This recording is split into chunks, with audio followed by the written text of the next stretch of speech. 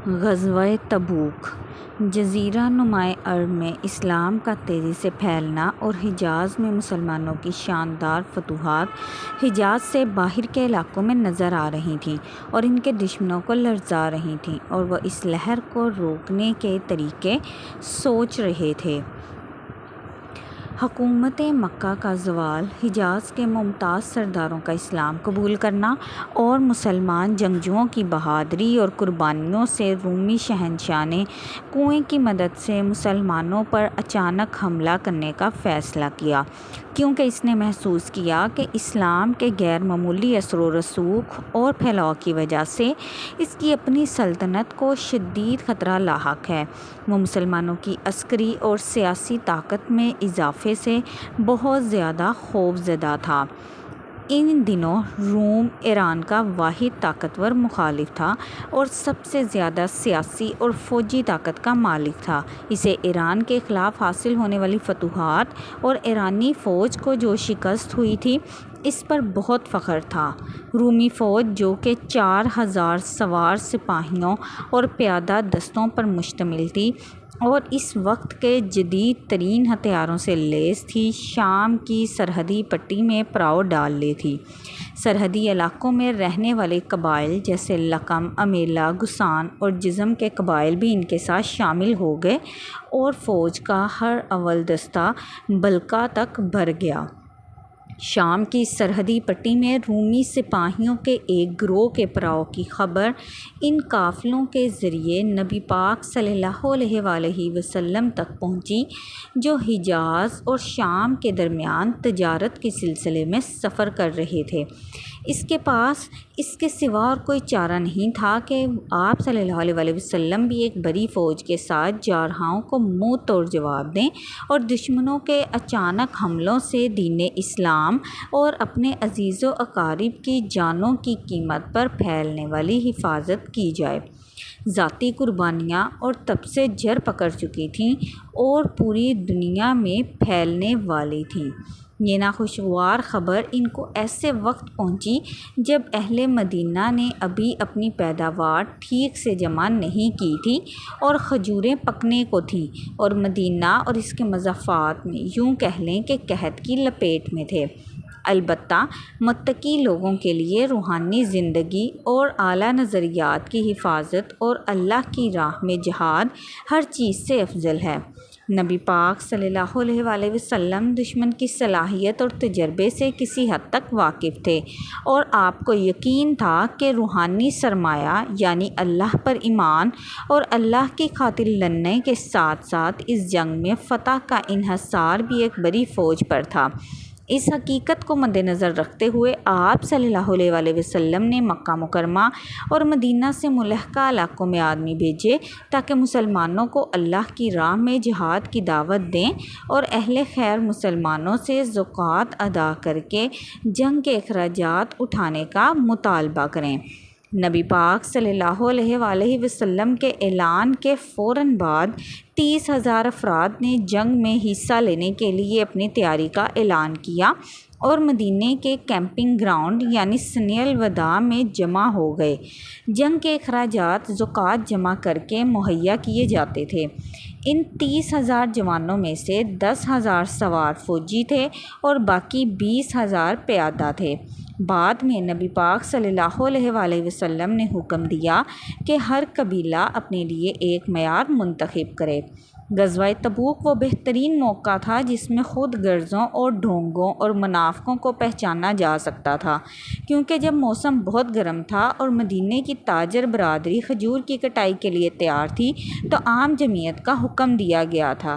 ان میں سے بعض کے مختلف حیل و بہانوں سے جنگ میں حصہ لینے سے انکار نے ان کے اصلی چہروں سے نقاب ہٹا دیا، اور ان کے اس عمل کی مذمت میں قرآن پاک میں آیات نازل ہوئیں۔ یہ تمام آیات سورہ توبہ میں موجود ہیں۔ بعض افراد نے درج ذیل وجوہات کی بنا پر اس مقدس جہاد میں حصہ لینے سے انکار کر دیا۔ جب نبی پاک صلی اللہ علیہ وسلم نے جعد بن قیس کو، جو کہ ایک با اثر آدمی تھا، رومیوں کے خلاف فوج میں شامل ہونے کی تجویز پیش کی تو اس نے اس طرح جواب دیا: مجھے عورتوں کے ساتھ جنونی لگاؤ ہے، اس لیے مجھے ڈر ہے کہ کہیں مجھے رومیوں سے ملنے کا موقع نہ ملے، خواتین اور شاید خود پر قابو نہ پا سکیں۔ آپ صلی اللہ علیہ وسلم نے اس کا یہ بچکانہ عذر سن کر اس کو تنہا چھوڑنے اور دوسروں سے رابطہ کرنے کا فیصلہ کر لیا۔ وہ لوگ جو ظاہری طور پر اسلام قبول کر چکے تھے لیکن در حقیقت اس میں کوئی دلچسپی نہیں رکھتے تھے، مختلف بہانوں سے لوگوں کو اس جہاد میں حصہ لینے سے روک رہے تھے۔ بعض اوقات انہوں نے یہ عذر پیش کیا کہ موسم بہت گرم ہے۔ کچھ ایسے لوگ تھے جنہوں نے مسلمانوں کو اس جنگ میں شرکت سے ڈرایا اور کہا کہ عرب رومیوں کے ساتھ لڑنے کے قابل نہیں ہیں، اس لیے جنگ میں شریک تمام افراد کو رسیوں سے باندھ کر آزاد بازاروں میں بیچ دیا جائے گا۔ اسلام کے عظیم رہنما نے انٹیلیجنس اطلاعات کو بہت اہمیت دی اور ان کی نصف فتوحات دشمنوں اور فسادیوں کے حالات کے بارے میں پیشگی معلومات کا نتیجہ تھی۔ اس کے ذریعے سے آپ صلی اللہ علیہ وسلم نے ان کے بہت سے شیطانی کاموں اور اسلام دشمن منصوبوں کا قلع کما کر دیا۔ رسول اللہ صلی اللہ علیہ وسلم کو اطلاع ملی کہ سویلم نامی ایک یہودی کا گھر اسلام دشمن سرگرمیوں کا مرکز بن گیا ہے اور منافقین وہاں جمع ہو گئے ہیں اور مسلمانوں کو اس مقدس جہاد میں حصہ لینے سے روکنے کے منصوبے بنائے جا رہے ہیں۔ اس سے نبی صلی اللہ علیہ وسلم نے سازش کرنے والوں کو اس طرح خوفزدہ کرنے کا فیصلہ کیا کہ وہ آئندہ اس قسم کے شیطانی خیالات کا شکار نہ ہوں۔ آپ صلی اللہ علیہ وسلم نے طلحہ بن عبید اللہ کو حکم دیا کہ وہ کچھ بہادر ساتھیوں کے ساتھ جائیں اور سویلم کے گھر کو اس وقت آگ لگا دیں جب ان کی ملاقات جاری تھی۔ جیسا کہ نبی صلی اللہ علیہ وسلم کی ہدایت کے مطابق حضرت طلحہ رضی اللہ تعالیٰ عنہ نے گھر کو اس وقت آگ لگا دی جب سازشی اسلام مخالف منصوبوں پر بات کرنے میں مصروف تھے۔ وہ سب آگ کے شعلوں سے بھاگے اور ان میں سے ایک کا پاؤں زخمی ہو گیا۔ یہ عمل اتنا مؤثر تھا کہ اس نے مستقبل کے لیے منافقین کے لیے ایک عظیم سبق کا کام کیا۔ رسول اللہ صلی اللہ علیہ وسلم کے چند اصحاب جو اس مقدس جہاد میں حصہ لینے کے بہت خواہش مند تھے آئے اور آپ صلی اللہ علیہ وسلم سے درخواست کی کہ انہیں سفر کے لیے سہولیات فراہم کریں تاکہ وہ اس مقدس مذہبی فریضے کو ادا کر سکیں۔ جب نبی صلی اللہ علیہ وسلم نے ان کے بتایا کہ ان کے پاس سواری کے لیے کوئی جانور نہیں ہے جسے وہ ان کے اختیار میں رکھ سکتے ہیں تو وہ پھوٹ پھوٹ کر رو پڑے اور ان کے چہروں پر آنسو بہہ پڑے۔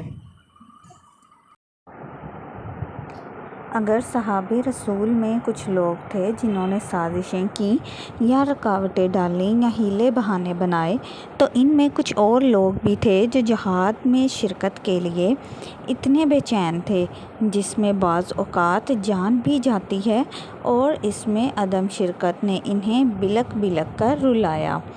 نبی صلی اللہ علیہ وسلم کا معمول یہ تھا کہ کسی قوم کو عذاب دینے کے لیے سفر کرتے ہوئے جو اسلام کی ترقی کی راہ میں رکاوٹ بنے یا مسلمانوں پر حملہ کرنے کا ارادہ رکھتے ہوں یا ان کے خلاف شیطانی عزائم رکھتے ہوں، آپ صلی اللہ علیہ وسلم اپنے مقاصد اور لوگوں کو نہیں بتاتے تھے۔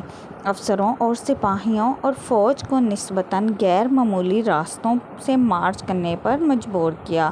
اس طرح آپ صلی اللہ علیہ وسلم نے دشمنوں کو اپنے ارادوں سے آگاہ نہ ہونے دیا اور بالکل جب وہ بے خبر تھے ان پر آ پڑے۔ تاہم رومی فوجوں کو جو شام کی سرحدوں پر مسلمانوں کے علاقوں پر حملہ کرنے کے لیے جمع ہوئی تھیں، ان کو شکست دینے کے لیے آپ صلی اللہ علیہ وسلم نے اپنا مقصد تمام متعلقہ لوگوں کو اسی دن واضح کر دیا تھا جس دن عام متحرک ہونے کا اعلان کیا گیا تھا۔ ایسا کرنے کا مقصد یہ تھا کہ مجاہدین سفر کی اہمیت اور راستے میں پیش آنے والی مشکلات سے آگاہ ہوں اور اپنے ساتھ کافی سامان لے کر جائیں۔ مزید برآں اسلام کی فوج کو مضبوط کرنے کے لیے نبی صلی اللہ علیہ وآلہ وسلم کو تمیم، غطفان اور طائی کے قبیلوں سے مدد لینے کی ضرورت تھی اور وہ مدینے سے دور دراز مقامات پر مقیم تھے۔